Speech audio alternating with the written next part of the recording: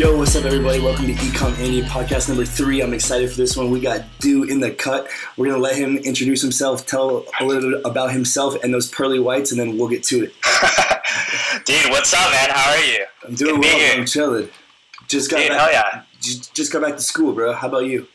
Oh, yeah. No, I just got off work, man. Just doing real well here, man. Yeah, thank you so much for having me on. I really appreciate it. Oh, yeah, dog. All right, let's get right down to business. Dude. Yeah, let's do it.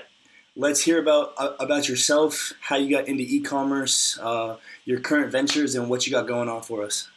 Yeah, dude, no doubt. So, for everybody who doesn't know me, my name is Do. My tag is @TheDoLab on Twitter.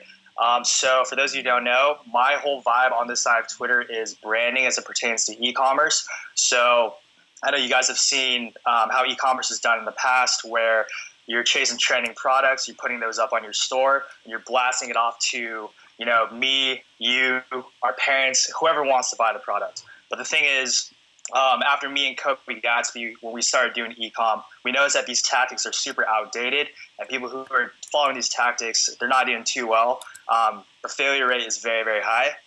So when we got into this game, we're going towards more of the branding side of e-commerce, where instead of selling products, we are shooting out more intangible qualities such as lifestyles, identities, emotions, and we're really crafting a community around what we're trying to sell. So, for example, instead of selling a watch, right, you're going to be selling self-confidence, an adventurous lifestyle, more self-esteem, stuff like that. But you're going to communicate those intangible qualities through the actual product. So that's kind of the whole vibe. That's what we're trying to shoot out on Twitter. So a little bit about me, I guess. Hey, okay. Boy. All right, yeah. We're hyped, dude. Let's do it. Super hype. Yeah. Okay. So, I'm 24 years old. I went to a big college in Los Angeles. So for me, obviously, I am Asian. I came from a very Asian family. So growing up, I didn't know anything other than work super hard, get a really good GPA, get top grades, and try to become either a doctor, a lawyer, a finance guy, something prestigious, very traditional. The thing is, in the past, though, I never really questioned that because I really looked up to my parents.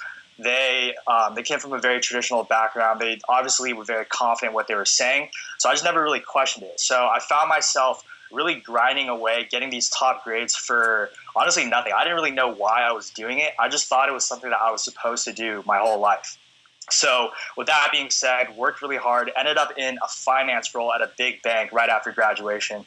And in here, I was grinding out super, super hard, working late hours, burying my face in Microsoft Excel and PowerPoint. And it got to a point where after the first year, I definitely felt these pains. I was like really, really fucking sad back in the day because honestly, I was super tired all the time. I didn't enjoy what I was doing, but I just didn't have the balls to really question my life path because growing up, it was all set in stone for me. And that's just completely on my part. There's nobody else to blame. It's completely on me. I just didn't have the balls to really figure out what I truly wanted to do. So with that being said, I got into kind of like a self-development kind of like vibe where I was going on Twitter trying to look up advice on kind of how to get out of this mental rut. And by chance, I came across this account called Wall Street Playboys, which aligned with what I was doing in finance at the time. But through them, I was trying to find information on how to escape the finance industry, hoping to find another job. But through them, I found a lot of really interesting advice on online business and starting, your own side venture, selling products, making passive income, leveraging the internet pretty much, as we all know. So through them, I found guys like Nate Schmidt, Kobe Gatsby, Tej, all those power players that we all love. And through them, I started following them, really digesting all this information. And I really just thought, I have these skills as well. I'm a really good writer. I'm super creative.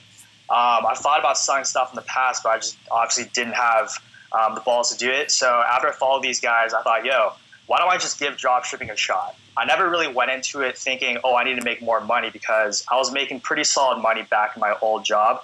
But now it was more like, I'm trying to chase personal fulfillment here. I'm trying to do something really fun. And if I make money, I'm down.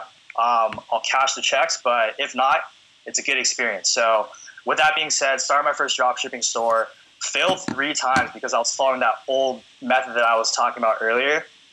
After that, I linked up with Kobe Gatsby, really dope dude. We talked about, how can we really turn this into a profitable operation? And he actually put me on a branding first. So I know I talk about branding on Twitter, but he's the guy right there. He's the king of branding for sure. So I linked up with him, and honestly, after that, made some tweaks to my store, and the rest is history. Here I am. Yeah, that's fire. That's quite the story. I know a lot of my friends, and even me. I was on the same, just the same path. The parents just lay it out for you. You're going to be an engineer, a doctor, or a lawyer. You're going to go to school, then you're going to go to grad school, and then you're just going to. This is the life that you're going to live in. It's almost like it's predetermined for you. And then you kind of find this stuff, and it just kind of blows your mind as to what's even possible. It's definitely pretty cool. So with all this branding talk and this new drop shipping era that you speak of, tell us a bit about what you're trying to do in terms of the sales, the sales and the branding with your memes on Canvas store, and what kind of emotional pulls you're trying to get there, as well as any updates. Yeah, absolutely. So I guess I'll start by saying that Memes on Canvas is a relatively new store. Me and my buddy Zach, we created it about a month ago. So right now it's the very, very early stages. We've had some success on the store, no doubt, just through some random press releases. But I think our main goal right now is to really hit Facebook ads hard and really identify who's the type of person that would want to rep these memes on their walls, right?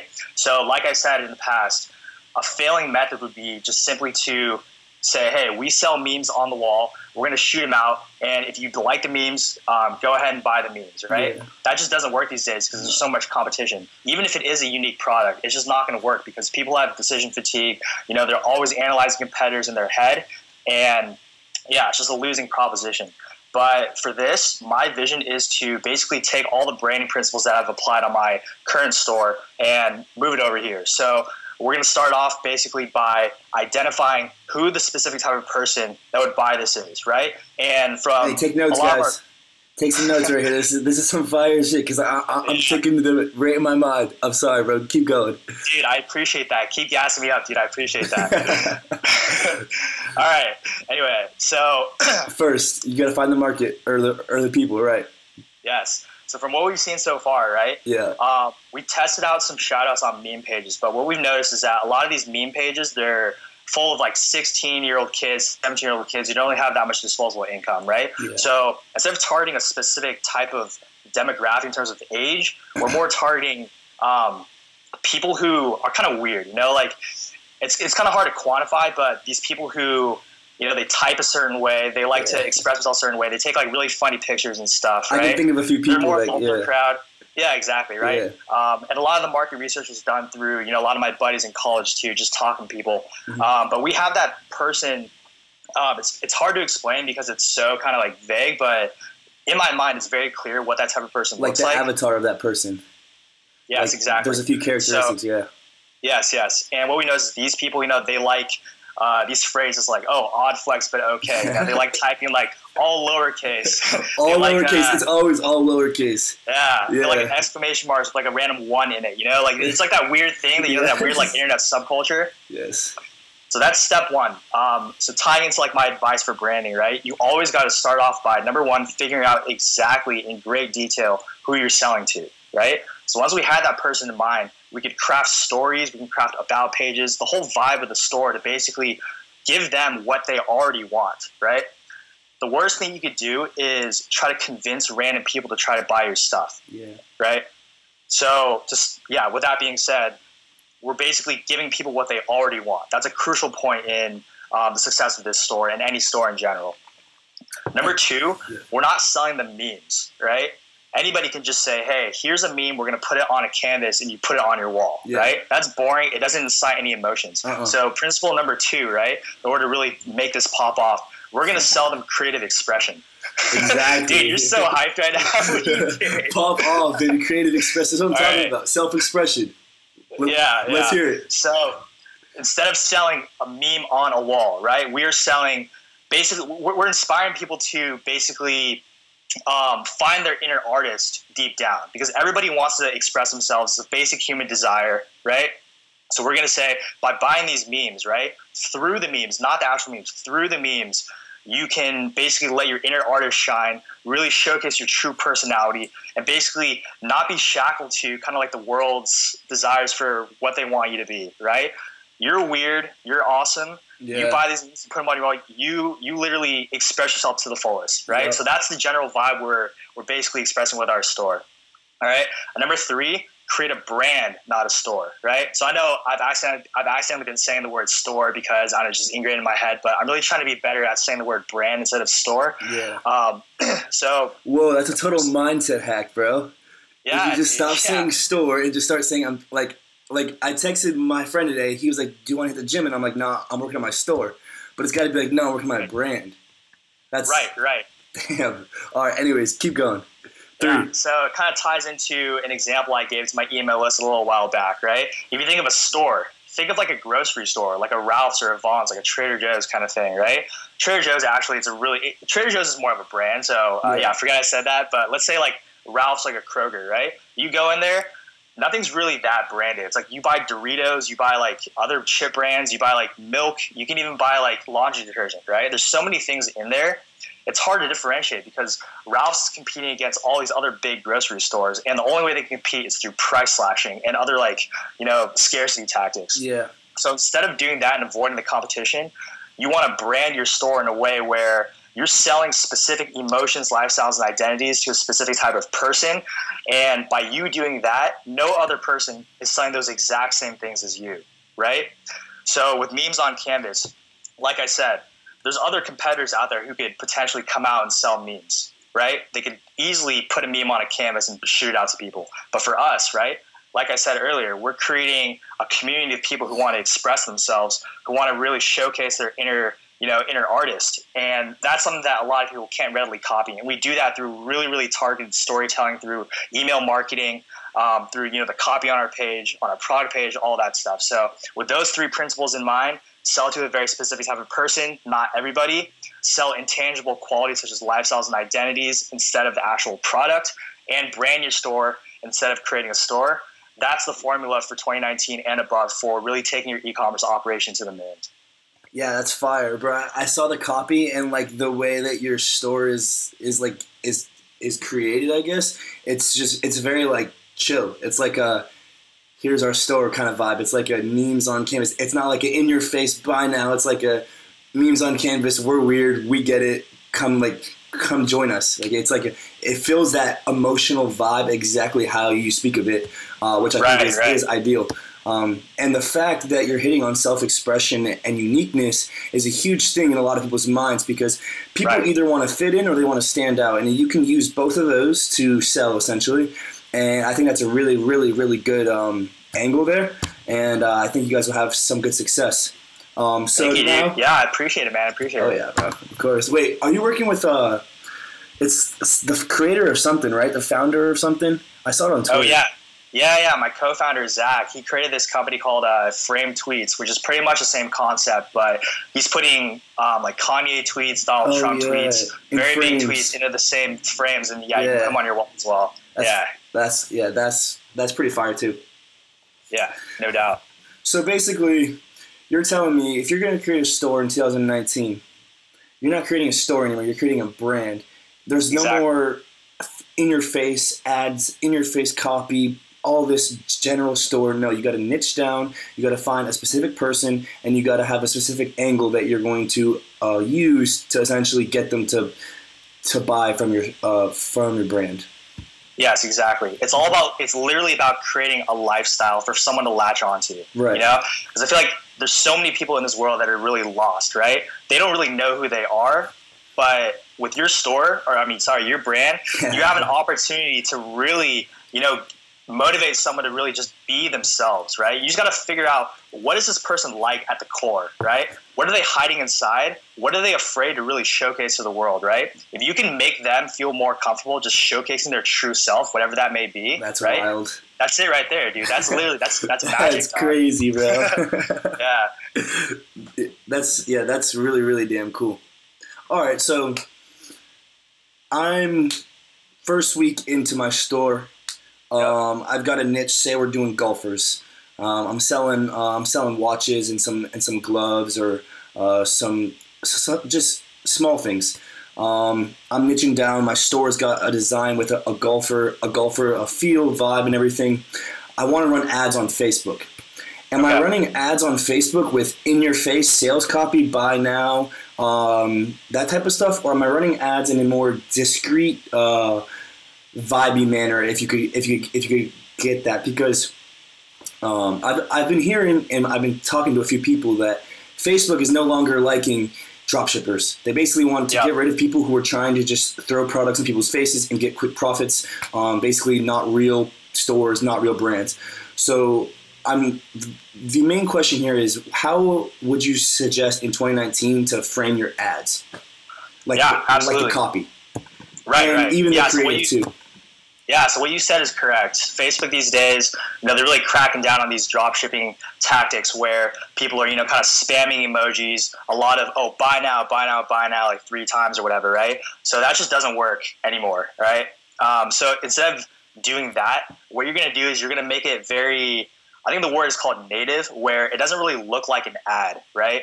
It's very, very natural. It aligns with the feed, so when people are scrolling, it's not like some crazy thing where they're just like, it's in their face, It would ideally blend in with everything else, the other content that's shown on their feed, right?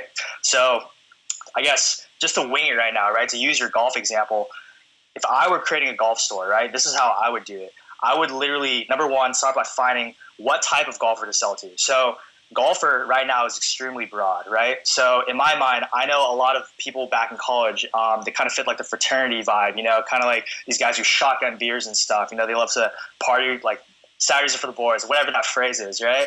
So you want to identify that type of guy, the fratty type of golfer, more younger, right? And you want to sell them basically a reinforcement of that identity that they hold near and dear to their hearts, right? Like, I'm a reckless dude. I watch Barstool Sports. I like golfing out on the weekends. Smoke cigars. Yeah, I like to pound beers with my homies. It's not really so much to like golf for the technical aspect of it. It's just a place to hang out and kick it with the boys or whatever, right? With that, yeah. Right. So through your Facebook targeting, right, you're essentially going to put up some pictures of, content that really resonates with that type of person. Maybe even showcase one of those type of guys, right, out there with his boys, smiling, having a good time, drinking beers or whatever, right, golfing, So immediately through that content, it's going to showcase, okay, if I'm that type of person, this resonates with me. I can see myself doing this. I see myself in this guy's shoes, right? And with your ad copy, you don't want to be all spammy at all, right? You want to find maybe 1 or 2 sentences that create some sort of emotion or reinforce the identity or lifestyle that they live, right? I can't really think of one off the top of my head right now, but it would ideally be some sort of like, I don't want to say motivational, but a very captivating line that says like, oh, like you graduated college, like let's keep the vibes going or something. That's just a random example, but you want to just paint that picture in their head, get them emotionally riled up, make them feel like, yes, this is literally me, and toss your link up, but just toss up at the end, because if you create that emotion in someone, you really identify this person. You don't need any of these dumb tactics. You don't need to spam people with click now, buy now. They will literally buy on their own. You just have to give them very subtly a place to buy the stuff, because if they're interested and they really feel like this is for me, they'll go to your site on their own accord. Yeah. So I guess, in a nutshell, go away from the spammy tactics, focus on principles, really just get people's emotions riled up, make them feel like this is exactly for them, and then just simply give them a place where they can go to your site. Beautiful. Yeah, that's what I was thinking too. I think Nate Schmidt was the one who was telling me that earlier in 2018, the in-your-face buy now copy was what really hit hard and really made him and others a lot of money. But now that the cycle of dropshipping is sort of, it's growing in its adoption and more people are doing this, obviously buyers are becoming a little more skeptical of these things, and of course the algorithm of Facebook isn't liking it. So I think that's ideal. It really makes sense there, because if you can really target a specific group of people, and I think the image of the video is like honestly a lot more important than the copy itself. Like the copy, you just kind of got to throw like a little emotional toll in there, and Right. like you said, but I think if you can really show them an image or a video of like what their lifestyle or what like the person they can be is with your product, then it just pushes them over the edge. Would you agree with that? Dude, I wholeheartedly agree with that because, like you said, right? If you just put up like some random white background picture of like a golf hat or like golf gloves or something like that, right? And you just say golf gloves, or golf gloves, 50% off for like 24 hours. Buy now, right? Immediately, just by human behavior, they're going to say, okay, this is interesting. I saw the same pair when I was at like Sports Authority the other day. I saw the same pair when I was browsing on Amazon. Why should I buy from you over these other big retailers, right? So in order to avoid that competition, you literally just create good content, right? You put up a good picture of them actually out there golfing, having a good time, right? Yeah. And you, through your copy, you express, you put in like some really good copy that's just really good storytelling, and immediately they know it's like, oh, if I go to this store, I'm going to be this person. You know, I can transform into the person I want to be. I can reinforce who I already am, which is something that Amazon and these other big retailers can't do. So that's how we beat the big guys, and we can charge the prices that we have. It's because essentially the people who visit our stores or our brands, they basically think that this is like me, like this is meant for me. Like I wouldn't want to shop anywhere else. Precisely. That's literally it, dude. That's it. Yeah, that's fire. That's very fire. Yeah, I think that's great advice. I don't think anyone should start a general store like ever. I think it's stupid unless like you've got like some serious hidden tactics or something. I don't think there's a way that you can be profitable anymore. I mean, maybe there is. I don't have too much experience, but I don't think you can be profitable without choosing a niche, choosing an ideal buyer, and going all in on the customization of it all.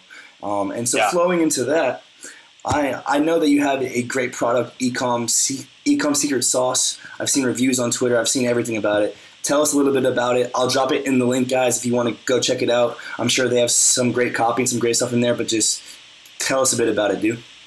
Yeah, for sure. So literally, dude, everything we talked about in this conversation right now ties into that directly. Everything I mentioned on how to basically eliminate competition, find a specific type of person to sell to, you know, assign them intangible qualities, and really creating a long-term, sustainable, profitable brand that has customers who love you more than life, right? That's exactly what ECOMM Secret Sauce is going to teach you. So this is for literally anybody, for all experience levels, right? Whether you're a beginner who has never started a brand ever, whether you're more experienced, you've started a brand, but you haven't seen that much success, right? This will align with it directly. And I think the key to this course that I think really differentiates this from all the other courses out there is that it doesn't teach tactics. So in the course, we will never tell you to put up a red add to cart button. We'll never tell you to put up a 50% off sale or like a certain countdown timer, right? We're literally teaching you guys how to think, right? To really own into the principles of human psychology, human behavior, and really just get into the minds of people, because that research, that's 80% of the game right there. Yeah. Because think about it. If you put up a countdown timer, right, you follow these like random tactics, what if that doesn't work anymore, which is not working these days, right? You're dead in the water. You literally have no way to backtrack into figuring out what you did wrong, how you can improve. But as long as you understand your customer perfectly, right, a lot of the times these tactics aren't even that necessary. Like if you go to these big stores or these big brands like Movement, Away, right, a lot of these brands that I plug on the timeline a lot, right, you go to their product page, some of these companies, they don't even have they don't even have copy. They don't even have like any scarcity metrics or any scarcity tactics, any of that stuff, right? So because they understand their buyers so well, all they do is they just give them what they want. It's as simple as that. And that's what ECOMM Secret Sauce teaches how to do on a very, very deep level. We give examples and stuff too. But yeah, dude, a little biased, obviously, but dude, fire course, probably the best course of the year. Cop that shit right now, yo. Cop that shit. Yeah. Dude said 80% discount. It's not $9.99. It's $2.97 right now. 80% off. Go right now. Five left. Red at the cart. Yes. No, I'm just fucking with you guys. No, but yeah, I've only heard good things, honestly. My store's like in the beginning stages. I honestly probably will end up copping it on my own. I've been talking to Kobe about it. Because I mean, I think I've got it a little bit. Like I think I've got the brand, the niche, and my market and everything. But I still have the countdown timers. I actually just removed some of them right before we got on. But yeah, I've only heard great things, bro. Dude, yeah, the thing is, like, on that, what you just said right there, like, I want to make it clear that like the countdown timers, the tactics, that in itself is not bad. Like, I don't suggest anybody just get rid of every tactic because it's a tactic, right? What I'm saying is, like, if you put up a tactic, you got to understand why you put that tactic up, right? So instead of putting down a countdown timer, if I were to ask you, yo, why did you put down that countdown timer? You got to have a reason for why you did that, right? It all underlies the principle behind it. So as long as you just figure out like your ideal customer, really get in their heads, you can do tactics, you can not do tactics, it doesn't matter. But the thing is, it's just the principle that's important at the end of the day.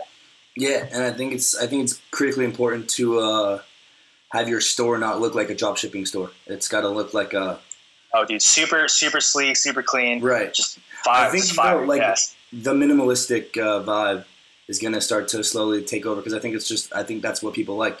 Like you go on Adidas or MVMT or whatever, like you said, they just have tiny little description, like whatever, if it's a shoe size or a watch color, and it's just it. It just looks clean on the wrist or on the foot, and that's it. There's no bang bang bang. It's just they know who they're targeting for their ads, and they come to the store because they want to buy because they've already been sold. They don't need to be sold by a big red button, all these upsells and everything. I mean, I do like upsells and such, but there comes to a point where you get the buyer and they almost don't want to come back to your site because they feel like they just bought and it's just like all this junk in their face. It's just I think there's a strong advantage, like you've been saying, to build a brand long term and to retain your customers, because that's the name of the game. Because you can go and get 1 million customers, right? But if you can't get 500,000 of them to buy from you again, you're not surviving in 10 years. Because eventually you're going to run out of people, and so I think that's really important, as well as like the back end. And so honestly, dude, do you have any questions for me? For you, dude? How the fuck are you doing today, man? I didn't even ask you that. How are you? Chilling, bro. I pulled up back to school last night. Woke up, rode to the library pretty much all day. Hit gym, drank a Bang, bro. Do you know what a Bang energy drink is, bro? Hold on 1 second, bro. All right, let's see it, dude. Let's see it.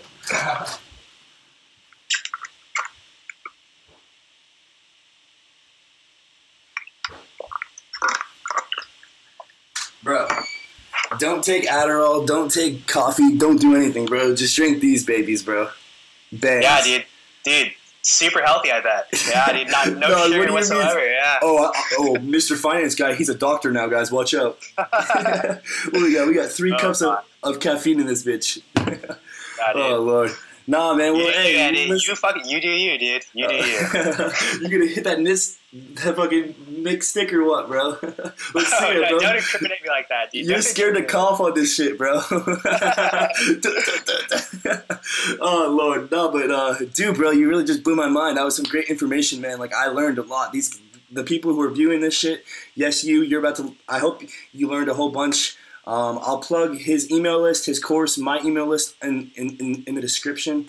I mean, I really appreciate your time, dude. I don't have anything left for you. You asked me how my day was. I told you go drink a Bang, and I think we're at the end here. Yeah, man, dude, it was an absolute pleasure. You're looking good on camera, bro. Yeah, dude. Always, bro. Good stuff, man. Yeah, I really appreciate you having me on, dude.